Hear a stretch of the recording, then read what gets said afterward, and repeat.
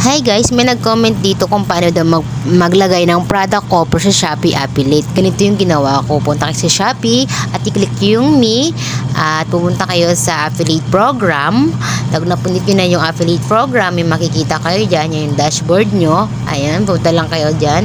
Pumili lang kayo kung anong gusto nyo. Dito ako sa commission extra para mas malaki-laki yung aking commission. Ayan, pipili lang tayo ng product na gusto natin ilagay sa ating affiliate. Sa ating pag-a-affiliate. Ayan, may pipili nga ako dito ng diaper. Ayun, yun yung nagustuhan ko. Diaper, Japan diaper. I-click mo lang yung pag may nakita ka na or may nahanap ka na gusto mo, i-click mo lang yung arrow dyan sa baba. Ayan, asa na? Ayun yung Japan. Ayan, click mo lang yung arrow tapos copy link.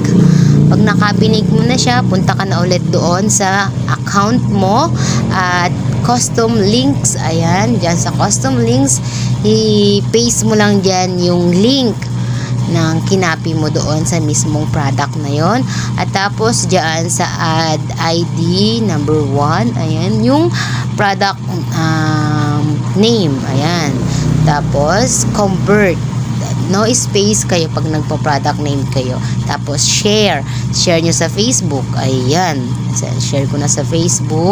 Tapos ayan, wait lang tayo at ayan na nga, sulat tayo ng Japan diaper ng ating title. Magsulat tayo ng title natin. Ayan, tapos next, pilitin mo yung next at post, pilitin mo yung post. Tapos hintayin natin na mag-sending at pumunta tayo sa Facebook kung okay na ba yung product na ating kinapi sa Shopee. Tingnan natin, punta tayo sa ating account.